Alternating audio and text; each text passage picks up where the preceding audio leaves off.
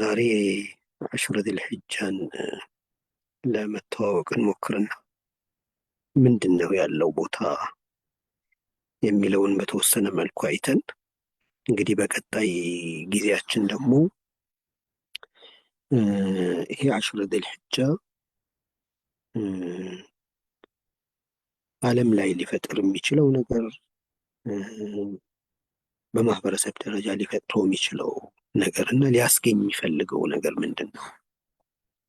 በዚህ ልክ የተገለጸው ቀን በተጨባጭ ህይወት ውስጥ በዓለማችን ስሪት ውስጥ ይሄ ቀን ምንድን ነበር እንዲኖረው የሚፈለገው የሚለውን ነገር ለማየት እንሞክራለን። እንግዲህ ከአሽረ ዚል ሒጃ ጋር ለመተዋወቅ የሚጠቅሙን ወይም ደግሞ አሽረ ዚል ሒጃ ያለውን ቦታ የሚያስረዱን የቁርአን አያዎችና ሐዲሶችን ሁላችንም በተደጋጋሚ ሰምተናቸዋል። ነገር ግን ቀጣይ ነጥቦችን ለማየት እነዚህን ነገሮች ዳግም መተዋወስ ስለሚፈልግ ብዙ ጊዜ የሰማናቸውን አያዎች እና ሐዲሶች ትንሽ ወቅፋ እናደርግባቸውና ወደ ቀጣይ ነጥብ እንሄዳለን። የመጀመሪያው ጉዳይ የአላህ ስብሐነሁ ወተዓላ በቁርአኑ በጣም ከባድ ጉዳዮች ሲኖሩ በመሀል ላይ ይገልጻቸዋል ወይም ይምልባቸዋል እና ዑለሞች የሚስማሙት እና የሚያስረዱት በቁርአን ላይ አንድ ጉዳይ ከተማለበት ወይም ደግሞ አንድ ጉዳይ ተምሎ ከተገለጸ ሁለቱም በጣም ከባድ ነገር ናቸው። ከዛ በፊት ግን አንድ ጉዳይ ቁርአን ላይ አንድ ጊዜ እንኳን ተገለጸ ማለት እንግዲህ ዓለምን ሁሉ የሚያውቀው አላህ ስብሐነሁ ወተዓላ ከመፈጠራቸው በፊትም ወደፊት ከጠፉ በኋላም ያለውን ሁሉ የሚያውቅ አላህ ስብሐነሁ ወተዓላ ለሰው ልጆች ከዚህ ሁሉ እውቀት መሀል ይጠቅማል ተብሎ ተመርጦ የተገለጸ። ስለዚህ በራሱ በጣም ትልቅ ነው። ሲደጋገም ደግሞ ትልቅነቱን ይጨምረዋል። ሲማልበት ደግሞ በጣም ከባድ ይሆናል። ስለዚህ እነዚህ የ10 ቀኖች እዚህ ውስጥ ከሚገቡ ናቸው። ወልፈጅር ወለያሊን አሽር ተብሎ 10 ቀናቶች በ10 ቀናቶች እምላለሁ ብሎ አላህ ስብሐነሁ ወተዓላ የማለበት በጣም ትልቅ ጉዳይ ነው። ምንድን ነው ይሄ ጉዳይ እንደዚህ ሊማልበት የቻለው? ምንድን ነው በሰው ህይወት ውስጥ ያለው ትርጉምና ለውጥ? ቁርአን እስልምና የማይዳሰሱ የማይጨበጡ ባዶ ጉዳዮችን አያወራም። በቀጥታ ህይወታችንን አፌክት የሚያደርጉ የዚህ ዱንያ ላይ ህይወታችን ላይ የራሳቸው የሆነ ሚና ያላቸው ጉዳዮች ናቸው። ነገ አኼራችንን የሚዳኙ የሚወስኑ አቅጣጫችንን የሚያስቀምጡ ነገሮች ናቸውና በዚህ ልክ ተብሎበት የተገለጸው ጉዳይ ምንድን ነው ይሄ ጉዳይ ብሎ ማየት ይፈልጋል ማለት ነው። ስለዚህ የመጀመሪያው ነጥብ እሱ ነው። ይህንኑ ሀሳብ የሚያጠናክሩ ሐዲሶች አሉ። አንደኛው ሐዲስ እንግዲህ ዑመር ብን ኸጣብ ረዲየላሁ ዐንሁ ምን ይላሉ? አነ ረጁለን ሚነል የሁድ ቃለ ለሁ ያ አሚረል ሙእሚኒን። አንድ አይሁድ ዑመር ብን ኸጣብን ያ አሚረል ሙእሚኒን አንቱ የሙእሚኖች መሪ ሆይ አላቸው። አየቱን ፊ ኪታቢኩም ተቅረኡነሃ፣ በመጽሐፋችሁ የምታነቡት አንድ ድንቅ አያ አለ። ለው ዐለይና ማዕሸረል የሁድ ነዘለት ለተኸዝና ዛሊከል የውመ ዒደን። ይህ አያ በእኛ በአይሁዶች ላይ ወርዶ ቢሆን ኖሮ ይሄ አያ የወረደበትን ቀን የደስታ በዓላችን ቀን እናደርገው ነበረ። በየዓመቱ የምናከብረው የደስታችን ቀን እናደርገው ነበር። ዒዳችን በዓላችን እናደርገው ነበር አለ። ቃለ አዩ አየቲን የትኛውን አያ ነው ይህንን የምትለው አሉት። ቃል አልየውመ አክመልቱ ለኩም ዲነኩም ወአትመምቱ ዓለይኩም ኒዕመቲ ወረዲቱ ለኩም ልእስላም ዲና። ዛሬ አክመልቱ ለኩም ዲነኩም ዲናችሁን ሞላሁላ፣ ወአትመምቱ ዓለይኩም ኒዕመቲ ጸጋዬንም በእናንተ ላይ ደለደልኩኝ፣ ወረዲቱ ለኩም ልእስላም ዲና ከእምነትም ደግሞ እስልምናን የህይወት መንገድ አድርጌ መረጥኩላችሁ፣ ዲን አድርጌ መረጥኩላችሁ። ይህ አያ እኛ ላይ ወርዶ ቢሆን ይሄ የወረደበትን ቀን ዒድ አድርገን እንይዘው ነበር አላቸው። ዑመር ብን አልኸጣብ ምን አሉት? ይህ አያ የወረደበትን ቦታ፣ ቀን፣ ሁኔታ ሁሉ እናውቃለን። የውም አረፋ የውም አልጁምዓ ነው የወረደው አሉት። ይህም ምንድን ነው?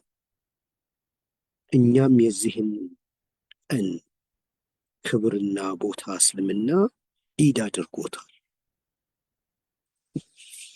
ያውም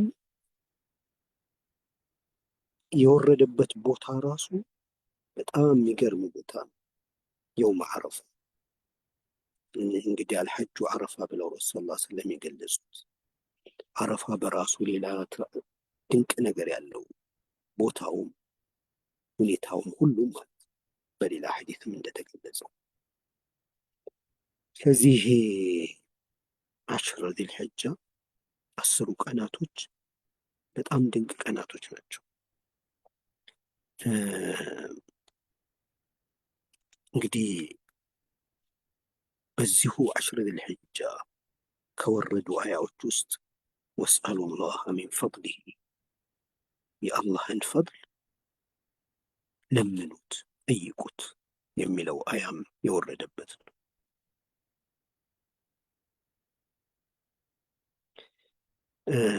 ይሄ ቀን በዚህ ልክ አላህ ስብሓነሁ ወተዓላ ያከበረው የወደደው ቀን በሐዲስም እንደተገለጸው ይሄ አረፋ ምን ይላሉ? عن ابن عباس رضي الله عنه قال قال رسول الله صلى الله عليه وسلم ما من أيام العمل الصالح فيهن أحب إلى الله تعالى من هذه الأيام العشر.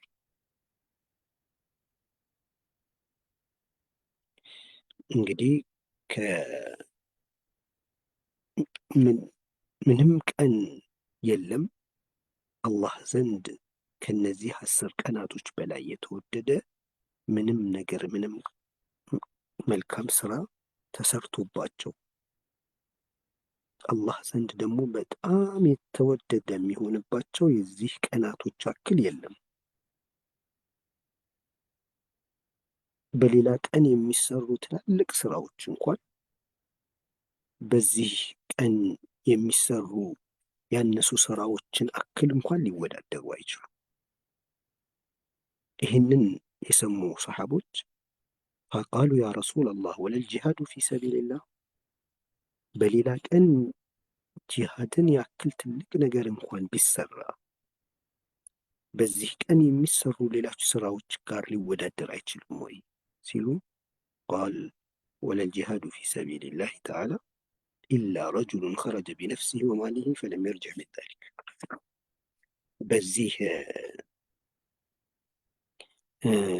በዚህ ቀን ከተሰራ ስራ ሊወዳደርና ሊበልጥ የሚችለው ብቸኛው ስራ አንድ ሰው ያለውን ሀብት ነፍሱንም ሊሰዋ ወጥቶ ሀብቱም ነፍሱንም ሰውቶ ምንም ነገር ያልተመለሰ ምንም ነገር ሳይመለስ የቀረብለት ሰው ብቻ ነው ሊወዳደር የሚችለው። እና ይህንን ቀን የተለያዩ ሐዲሶች የቀኑን ግዝፈት ጥልቀቱን ይገልጻሉ። የቅድሙ አረፋ አልየውመ አክመልቱ ለኩም ዲነኩም የሚለው አያ የወረደበት አረፋ የዛን ቀን ማ ሚን የውሚን አክተረ ሚን አን ያዕቲቀ ላሁ ፊህ ዓብደን ሚን ናሪ ሚን የውሚ ዓረፋ። እንግዲህ አላህ ስብሓነሁ ወተዓላ ባሪያዎቹን የሰው ልጅን ከእሳት የውም ዓረፋ የሚወጣ ዋክል በየትኛውም ቀን አይወጣም። አላህ ስብሓነሁ ወተዓላ መላኢኮች ላይ ይፎክራል። እስቲ ተመልከቱ ባሪያዎቼን ይላቸዋል። ምንድን ነው የሚፈልጉት ብሎ ይጠይቃቸዋል። ስለዚህ ይሄ ሌላኛው ዩኒቨርስ እና ይሄ ዓለም የሚተሳሰርበት ቀናቶቹም በጣም ልዩ የሆኑበት የተለዩ ቀናቶች ናቸው። የእነዚህን ቀናት ክብርና ቦታ በደንብ ቀልብ ውስጥ ማድረግ የመጀመሪያው ጉዳይ ነው። በሐዲት ላይ እንደተገለጸው አሐብ ተብሎ ተገልጿል። በጣም ተወዳጅ የሆነ ቀን። እነዚህ ቀናቶች አላህ ዘንድ በጣም የተወደዱ ቀናቶች ናቸው። የሰው ልጅም ጥቅም ከሚያገኝባቸው፣ ምድራዊ ህይወቱን ከሚያስተካክሉ፣ የነገ አኼራውን ከሚያስተካክሉለት ቀኖች ሁሉ በላጭ ቀናቶች ናቸው። ምንድን ነው ይሄ ቀን? በምን መልኩ ነው ከዚህ ቀን ጋር መገናኘት ያለብን? ስለዚህ ቀናቶችስ ሊኖሩን የሚገቡ ሀሳቦች ምንድን ናቸው? ይሄ ቀን ምንድን ነው ዓለም ላይ የሚሰራው፣ በእኔ ህይወት ውስጥ የሚሰራው፣ እኔስ እንድሰራው የሚጠብቀው ነገር ምንድን ነው የሚለው በጣም በሰፊው እንግዲህ ትልቁን ስዕል ማየት ይጠይቃል። ብዙ ጊዜ ኸይር ስራ የተወደደበት ነው ስለተባለ ኸይር ስራ ምንድን ነው ከሚለው ጀምሮ ያሉ የትርጉም ልዩነቶች በተወሰኑ አጅር የሚያስገኙ ስራዎች ላይ የመታሰር ጉዳይ ይፈጠርና ትልቁ ስዕል ይጠፋል። ስለዚህ ምንድን ነው ይሄ ቀን ብለን ስንል የተጠቀሱ ነገሮች የዚህን አጠቃላይ ቀኑን ምንነት የሚያስረዱን ሆነን እናገኛቸዋለን። በቁርአን ላይ ምን ይላል? ወለው አራዱ ልኹሩጀ ለአዕዱ ለሁ ዑደተን። ይሄ በሁሉም ህይወታችን ውስጥ እንደ መርህ ልንወስደው የሚገባ በጣም አስተማሪ ነገር ነው። ወለው አራዱ ልኹሩጀ ትግል መውጣት የእውነት ከልባቸው ፈልገው በነበር ለአዕዱ ለሁ ዑደተን መዘጋጀትን በተዘጋጁለት ነበረ ይላል። የአሽር ዚልሕጃን ምንነት ካወቅን፣ ክብርና ቦታውን ከተረዳን የመጀመሪያ ስራ የሚሆነው ዝግጅት ነው። በዚህ ቀን ተጠቃሚ ለመሆን የሚያስችል ዝግጅት። ይሄ የፍላጎትና የቁርጠኝነት መገለጫ ሆነው ይላል ቁርአን። አንድ ሰው ከልቡ የምሩን አንድ ነገር ከፈለገ ያንን ጉዳይ እውን ማድረግ የሚያስችለውን ዝግጅት ያደርጋል ይላል እና እነዚህ ትምህርቶች በተቻለ መጠን ሁሌም ቀደም ብለው ቢሆኑ ለሁላችን መልካም ይሆናሉ። ረመዳን ሰሐቦች 6 ወር ያዘጋጃሉ እንላለን። ይህንኑ ነገር ደጋግመን የምናወራው ደግሞ ረመዳን 6 ቀን ሲቀረው ነው። አሽረቱል ሑጃ እንግዲህ ከቀናቶች ሁሉ በላጭ ነው እንላለን። ይህንን ነገር ለመጠቀም ደግሞ የሚያስፈልገውን ዝግጅት ለመዘጋጀት በጣም በተጣበበ ጊዜ ይሆናል። ስለዚህ አሁን ለዛ ዝግጅት የሚያበቃንን ነገር እንውሰድ ወይስ ደግሞ የተዘጋጁ ሰዎች የሚሰሩትን ስራ እንውሰድ የሚለው ነገር ትንሽ መደናበር ይፈጥራል። ነገር ግን ያው ሁለቱንም ቀላቅሎ ለማስኬድ አንደኛ መረዳቱ ላይ ያለውን ነጥቦች በተወሰነ መልኩ ማንሳት ግድ ይላል። እንግዲህ ይህ ቀን በጣም ትልቅ ቀን ነው። ያው ዑለሞች ቀኑ ከረመዳንም ቀን ይበልጣል። ከረመዳን አሽርን ረመዳን የመጨረሻዎቹ 10 ቀናቶች ይበልጣል፣ ሌሊቱ ነው ረመዳን ይበልጣል ብለው የሚሉት እንግዲህ እንደዚህ ቀናቶች የተወደደ አላህ ዘንድ የተወደደ ቀን የለም። ምንድን ነው በዚህ ቀን እንግዲህ ዋና የሚጠበቅብን ነገር፣ ዋናውስ የሚባለው ነገር ምንድን ነው? ሁላችንም የምናስታውሰው ለበይክ አላሁመ ለበይክ አሽረ ዚል ሒጃ ላይ ምን ልስራ የሚል ጥያቄ የሁሉም ሰው ጥያቄ ነው።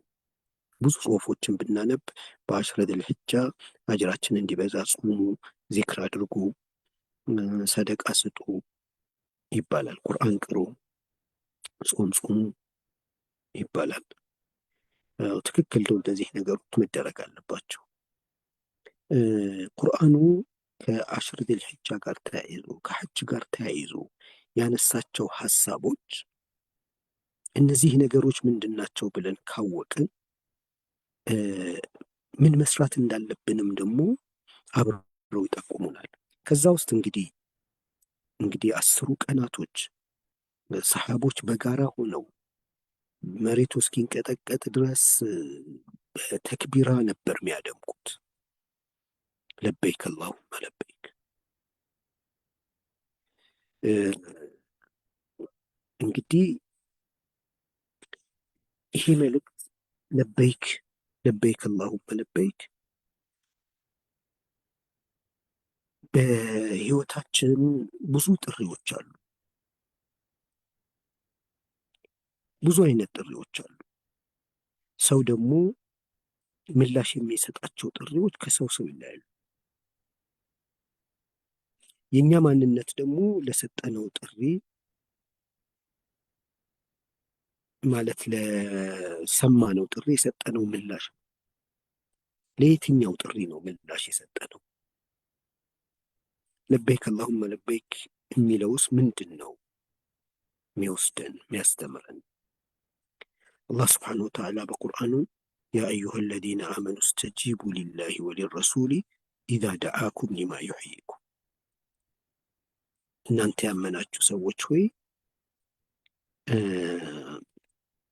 እስተጂቡ ሊላሂ ወሊረሱል፣ ለአላህና ለረሱሉ ጥሪ ኢዛ ደዓኩም ሊማ ዩሕይኩም፣ ሙት ናችሁ በድን ናችሁ፣ እዚህ ሙትና በድንነት አውጥቶ አዲስ ህይወት ዳግም ወደሚሰጣችሁ ጥሪ አላህና ረሱሉ ሲያደርጉላችሁ ለዚህ ጥሪ ምላሽ ስጡኝ። ወዕለሙ አነ አላህ የሑሉ በይነ አልመርኢ ወቀልቢህ ወአነሁ ኢለይህ ትሕሸሩን። እንግዲህ አላህ ስብሓነሁ ወተዓላ ልቦችን ድንገት የሚገለባበት ጌታ ነው። ይህንን ወቁ። ወደ አላህም ተመልሳችሁ አላህ ፊት እንደምትቆሙ ወቁ። ስለዚህ ይህን አውቃችሁ አላህ ስብሓነሁ ወተዓላ እና ረሱሉ ሰለላሁ ዐለይሂ ወሰለም ህይወት ለሚሰጣችሁ ዳግም እንድትወለዱ የሚያደርጋችሁን ጥሪ ሲያቀርቡላችሁ ለበይክ በሉ። ስለዚህ ሺዓሩ አሽረ ዚል ሒጃ የአሽረ ዚል ሒጃ ሞቶ መፈክሩ ለበይክ አላሁመ ለበይክ። ህይወት ላይ ብዙ ጥሪዎች አሉበት። ስሜታችን ጥሪ ያለበት፣ ፍላጎታችን ጥሪ ያለበት፣ ሸይጣን ጥሪ ያለው፣ የዓለም ፈሳድ ጥሪ ያለው። ለማን ነው አቤት አለሁኝ እሺ ታዛዥ ነኝ ብለን ምንመጣው? እንግዲህ በዚህ አሽረ ዚል ሒጃ የመጀመሪያው ጉዳይ ለሌላ ለማንም ለበይክ አልልም። ለሚሰሙኝ ድምፆች፣ ለሚሰሙኝ ጥሪዎች ሁሉ ጆሮዬን አልሰጥም። ከዚህ በፊት ተሳስቼ በመሃልም ገባ ወጣ ብዬ አቤት ያልኳቸው ሌሎች ጥሪዎችን ሁሉ አሽረ ዚል ሒጃ ላይ አቆማለሁ ብዬ ነው ማውጀው። ለበይክ አላሁመ ለበይክ። አላህ ሆይ ላንተ ጥሪ አቤት ብያለሁ። በመጀመሪያ አላሁ ስብሓነሁ ወተዓላ እንደ ጠራን ማሰብ ራሱ ትልቅ ክብር ነው። ማንም ባለበስልጣን እንኳን ጠራኝ ብሎ ሰው እኮ ይደሰታል። ለበይክ ማለት ከለበይክ በፊት ጥሪ አለ። ወላሁ የድዑ ኢላ ዳር ሰላም። በአላህ መጠራታችን ብቻ አይደለም፣ አላህ ደግሞ የሚጠራው ወደ ጀነት ነው፣ ወደ ሰላም ነው። በዚች ምድር ላይ በጣም ውብ የሆነ ማራኪ ህይወት ወደምንኖርበት ሁላችሁም በድን ናችሁ። ይህ የቁርአን ዋህይ ነክቷችሁ ሕያው የሆናችሁ ሲቀርብ አው መን ካነ መይተን ፈአሕየይናሁ ወጀዐልና ለሁ ኑረን የምሺ ቢሂ ፊናስ ከመን መሰሉሁ ፊ ዙሉማት ለይሰ ቢኻሪጅ ሚንሃ። አው መን ካነ መይተን በድን የነበረ አንዳንዶች ለዑመር ብን ኸጣብ ነበር። እስልምና ሌሎችን ህይወት አግኝተው የቁርአን ኑር አግኝተው ዳግም ያልተወለዱትን ሁሉ በድን ናቸው ይላል። መይተን ከዛ በኋላ ይሄ ብርሃን ሲነቃቸው ነው ፈአሕየይናሁ ህይወት የዘራንባቸው ይላል።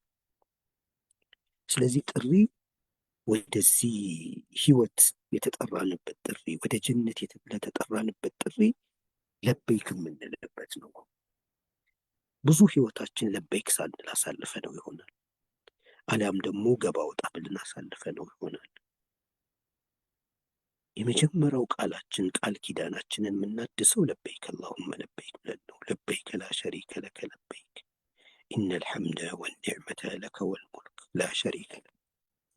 ስለዚህ አሽረ ዚልሒጃ ስናስብ ቶሎ ብሎ አጅር የመሰብሰቡ ጉዳይ ብቻ ሳይሆን አጠቃላይ የህይወታችንን መዘውን የህይወታችንን አቅጣጫ የመቀየርና ቃል ኪዳናችንን የማደስ ጉዳይ ነው። ለበይክ የምንልበት ነው። እንግዲህ ተሳስተን ለበይክ ያልነው ይኖራል እና ለዚህ ሁሉ ተውበት አድርገን አላህ ወይ ከእንግዲህ አንተን ነው የምታዘዘው፣ ለአንተ ጥሪ ነው ምላሽ ምሰጠው እያልን ነው የምንመጣው ማለት ነው። ለበይክ አላሁመ ለበይክ፣ ይሄ ዋናው ጉዳይ ነው። ይህንን ጉዳይ ከልባችን ካልነውና ይህን ደጋግመን 10 ቀን በምንልበት ጊዜ ይሄ ቃል ኪዳናችን በውስጣችን በደንብ እየሰረጸ ይመጣል። ራሳችንን ምንሰራበት፣ ለአላህ ጥሪ ምላሽ ይሰጣለሁ የሚለውን ቁርጠኝነታችንን ደጋግመን የምናጸድቅበት፣ ይህንን ደግሞ ለሌላ ለበይክ ያልኩበትን ነገር ደግሞ እያስታወስኩኝ የምመለስበት ነው። ይሄ አንዱ ነው እንግዲህ የአሽረ ዚልሒጃ ዋናው። ምናልባት ሰዓት ካለ በአሽረ ዚልሒጃ መሰረታዊ ከሆኑት ጉዳዮች ውስጥ ቁርአን እንድናጠነጥንበት ከሚፈልግብን ጉዳይ ሁለተኛ የሆነውን አነሳለሁኝ። ሰዓት ምናልባት ደግሞ የእናንተን ምሻማ ከሆነ በሌላ ቀን ወደ ማየት ወስደዋለሁኝ። እንግዲህ ሀሳብ ልስማና ያለው ሰዓት ቀሪው ሰዓት ትንሽ ከሆነ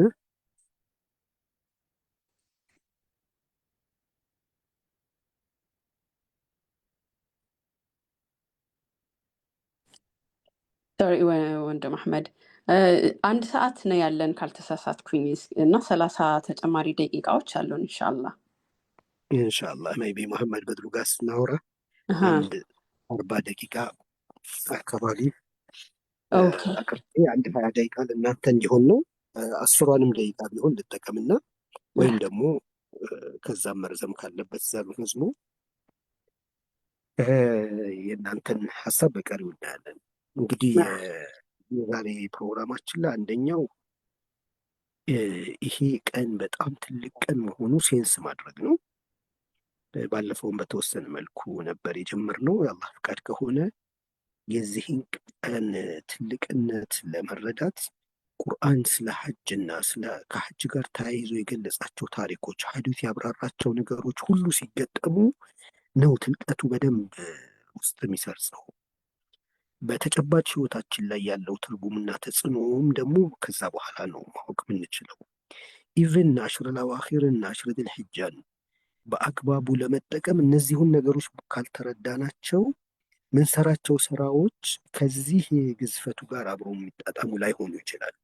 ስለዚህ በቆይታችን እነዚህ ነገሮችን የበለጠ የቀኑን ትልቀት በህይወታችን ውስጥ ሊፈጥረው የሚችለውን ነገር እያየናቸው እንሄዳለን። እሷን በተወሰነ መልኩ አይተናል። ሁለተኛ ደግሞ የምናየው ምንድን ነው? እኔ ምን ብሰራ ነው በዚህ ቀናቶች የሚጠበቁብኝ? እንደ ግለሰብ እንደ ማህበረሰብ የሚጠበቅብን አለ ከኛ በላይ በዓለም ደረጃም የሚጠበቁ ነገሮች አሉ። በእኛ ምንድን ነው የሚጠበቀው የሚለው የመጀመሪያው ጉዳይ ለበይክ አላሁመ ለበይክ ነው።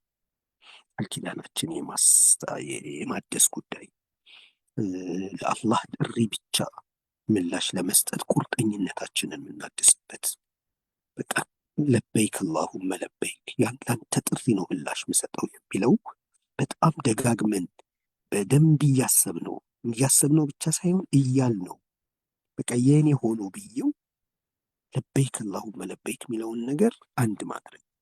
ሁለተኛው ጉዳይ ይሄ የዚክር ጋር ተያይዞ ያለ ነው። ዚክር ነው። ወዝኩሩላህ ፊ አያሚን ማዕዱዳት፣ በጣም ዚክር መብዛት ያለበት ነው። ዚክር ምንድን ነው? አላህ ስብሓነሁ ወተዓላን ማስታወስ ነው። በሙሉ ህይወታችን በእንቅስቃሴያችን ውስጥ አላህ አላህ አላህ አላህ ማለት ነው። ይሄ ጉዳይ ወደ ህይወት መምጣት ከቻለ በጣም በዚህ 10 ቀናቶች ራሳችንን አላህ በሚለው ቃላቶች በደንብ ካደረግነው በቀጣይ ህይወታችን አላህ የሚለውን ነገር በደንብ ተጽዕኖ የሚፈጥርብን፣ ህይወታችንን እንቅስቃሴያችንን ከዚህ አንጻር የምንቃኝ ሰዎች ያደርገናል። ስለዚህ በዚህ 10 ቀናቶች በደንብ ሰልጥነን መውጣታችንን ብናረጋግጠው ዚክር ነው፣ አላህን ማስታወስ ነው። ሙሽሪከል አረብ በሐጅ ላይ ከሚሰሩት ስራ አንዱ ዋነኛው ስራ የቅድመ አያቶቻቸውን ታሪክ ማውሳት ነው።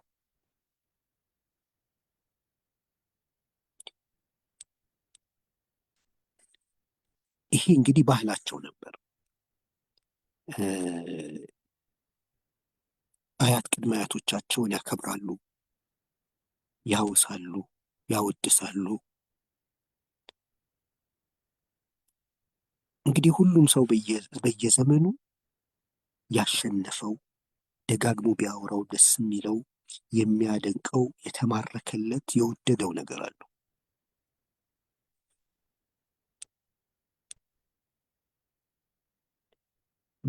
ይሄ ግን በአሽር ዚልሒጃ እኛ የተደነቅንበት በጣም ደጋግመን የምናወራው የተማረክንለት ጉዳይ ትክክል አይደለም። በቃ በዚህ መልኩ ተደንቀን በጣም ተማርከን ወደነው ልናወራው ሁሌ ልናስታውሰው የሚገባው አላህ ነው። ለዚህም ነው ፈኢዛ ቀደይቱም መናሲከኩም ፈዝኩሩላህ ከዚክሪኩም አባአኩም አው አሸደ ዚክራ። ስለዚህ አያት ቅድመ አያቶቻችሁን አባቶቻችሁን ታወሱ እንደነበረ ከዛ ይበልጥ በበረታ መልኩ አላህን አውሱ። እንግዲህ በተልቢያውም በሐዲስም እንደተገለጸው በዚህ ቀናቶች ዚክር አብዙ። ለምንድን ነው? ሌላ ህይወታችንን የሚሰራው ዋናው ቅመሙ ይሄ አላህ ከሚለው ጋር ህይወታችን ማስተሳሰር ነው፣ ዚክር ነው።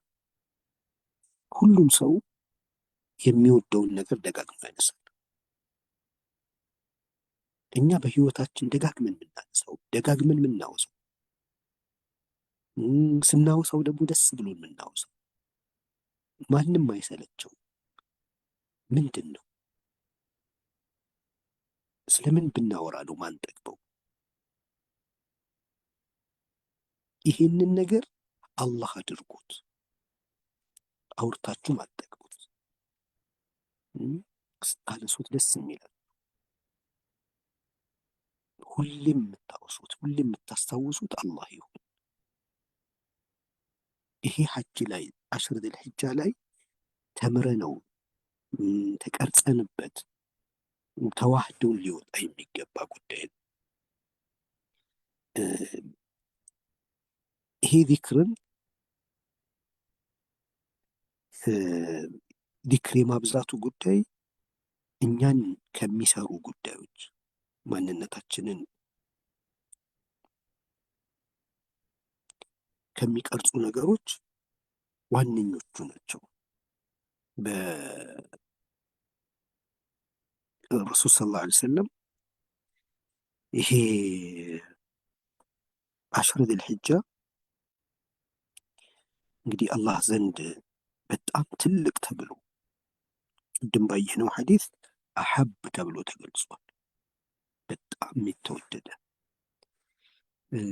በሌላ ሐዲስ ደግሞ አዕዘምም አሐብም ተብሎ ማ ሚን አያሚን አዕዘሙ ዐንደላህ አላህ ዘንድ ታላቅ ቀን የለም። ወላ አሐቡ ኢለይህ አልዓመሉ ፊህነ ሚን ሃዚሂ ልአያሚል ዐሽር ስራ ደግሞ ከዚህ 10 ቀናቶች በላይ የተወደደበት ቀን የለም። ስለዚህ አሉ ፈአክሲሩ ፊህነ ሚነ ተሕሊሊ ወተሕሚዲ ወተስቢሒ ወተክቢር። እንግዲህ ከአላህ በቀር ሌላ አምላክ የለም ብለን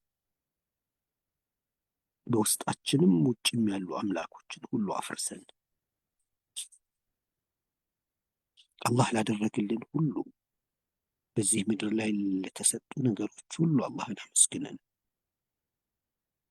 አላህንም አጥርተን አጽድተን ምድር ላይ ካሉ ነገሮች ሁሉ በላይ ታላቅ ነው አላህ ብለን አላሁ አክበር ብለን እነዚህን ነገሮች ትርጉማቸውን እያጣጣምን በውስጣቸው የያዙ ጥልቅ መልእክቶችን በየጊዜው በደንብ እኛም ወደ ውስጥ እየገባን ቃላቶቹን እየደጋገምን ጣዕሙን እያገኘን ለዛውን እያገኘን ሐላወተል ኢማን የኢማን ጥፍጥና የሚባለው የዚክር ጥፍጥናውን እያገኘን የምንሰራበት ቀን። ይሄ ምንድን ነው? ከዚህ በኋላ ባለው ህይወታችንም ሁልጊዜ ውስጥ የሚያጠነጥነው ሁሌም የማስታውሰው ነገሮችን የምቃኝበት ነገሮችን የማይበት መነጽር ሁሉ አላህ እንዲሆን የማድረጉ ስራ ማለት ነው።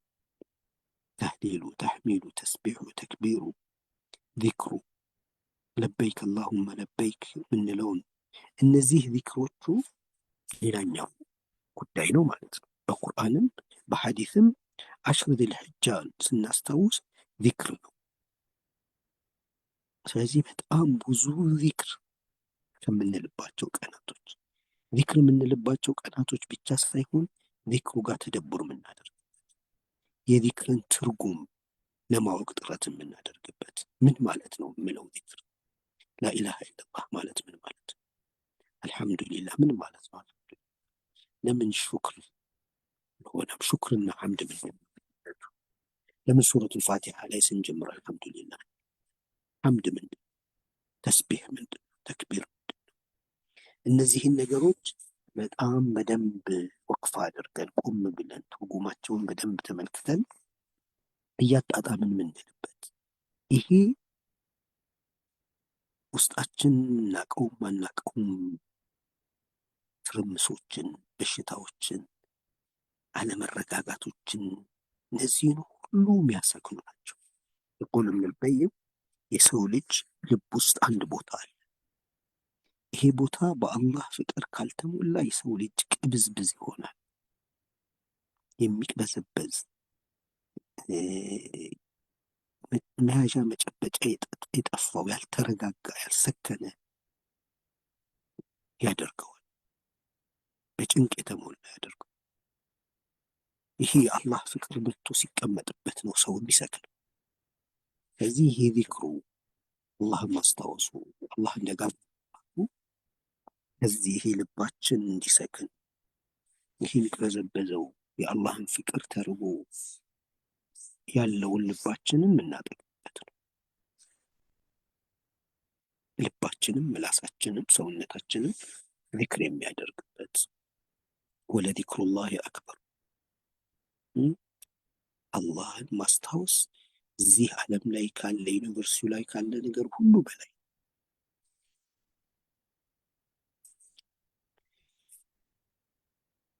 ከኢባዳዎች በኋላ ዚክር የሚል ሀሳብ ይመጣል። ከሐጅም በኋላ ዚክር፣ ከሰላት በኋላ ዚክር ይላል።